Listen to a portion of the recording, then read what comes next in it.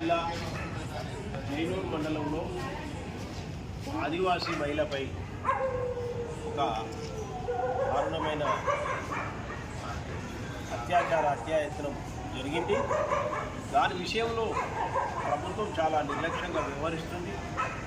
దోషులను చట్టపరంగా కఠినంగా శిక్షించాలి. అంతేకాదు ఆదివాసీ మహిళలకు రక్షణ కల్పించడంలో కూడా ప్రభుత్వం విఫలమైంది.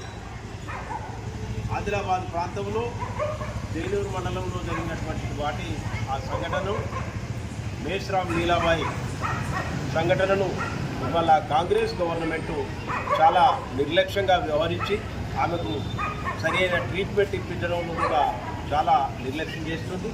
అంతేకాకుండా అక్కడ ఉన్నటువంటి రాజకీయ పార్టీలు ఏవైతున్నాయో ఇది హిందూ ముస్లిం కొట్లాటగా చిత్రీకరించడానికి ప్రయత్నం చేస్తున్నారు.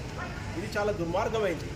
ఒక ఆదివాసీ మహిళ మీద అత్యాచారం జరిగితే ఆ మహిళల మాన ప్రాణాలకు రక్షణ కల్పించాల్సినటువంటి ప్రభుత్వం మరియు అక్కడ పనిచేస్తున్నటువంటి రాజకీయ పార్టీల నాయకులు ఆదివాసీల పక్షాన నిలబడి పోరాటం చేసి న్యాయం జరిగేటట్టు చేయాల్సింది పోయి దీన్ని మత ఘర్షణలుగా సృష్టించడానికి ప్రయత్నం చేయడం అనేది చాలా దుర్మార్గమైన విషయం. దీన్ని బహుజన్ సమాజ్ పార్టీ తెలంగాణ రాష్ట్ర యూనిట్ చాలా తీవ్రంగా ఖండిస్తున్నది.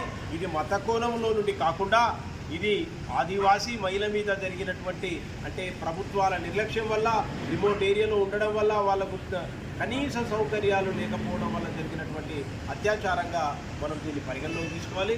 అదేవిధంగా మాకు ఈరోజు పెద్దలు రామ్జీ గౌతమ్ గారు, మా సెంట్రల్ కోఆర్డినేటర్ గారు, రాజ్యసభ సభ్యులుగా వ్యవహరిస్తున్నటువంటి వాళ్ళు ఈ విషయం తెలుసుకొని ఆదివాసీ మహిళల మీద జరిగినటువంటి ఈ దారుణమైన దాడిని ఖండించడం కోసం ఆమె పరిస్థితులను దగ్గర ఉండి తెలుసుకుందామని చెప్పి గాంధీ హాస్పిటల్ను దర్శించడం జరిగింది. అక్కడ ఉన్నటువంటి పేషెంట్ను సందర్శించిన తర్వాత ఆమెను ఐసీయూలో ఉంచాల్సినటువంటి పేషెంట్ను మరి ఇక్కడ ఆరోగ్యశ్రీ వార్డులకు ఎందుకు మీరు మార్చాల్సి వచ్చింది అని ఒక సమాచారాన్ని కూడా అక్కడ ఉన్నటువంటి ఆర్ఎంఓ గారితో అదేవిధంగా డ్యూటీ డాక్టర్ తోటి అడిగి తక్షణమే మంచి సహాయం అంటే ఆరోగ్యానికి సంబంధించి తక్షణంగా మంచి ట్రీట్మెంట్ అందించాలని చెప్పి ఆ డాక్టర్లతో మాట్లాడడం జరిగింది.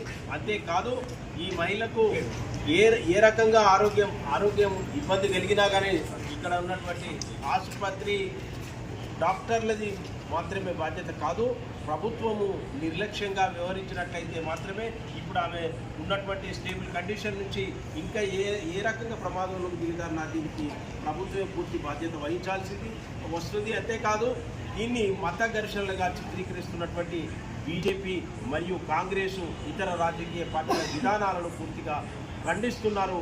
మా ఎంపీ గారు, రాజ్యసభ ఎంపీ గారు రామ్జీ గౌతమ్ గారు ఈ విషయంలో పెద్దలు కూడా తన అభిప్రాయాలను ఆ డాక్టర్లతోటి షేర్ చేసుకున్నటువంటి విషయాలను కూడా మీకు తెలియజేస్తారని నేను మనవి చేస్తున్నాను.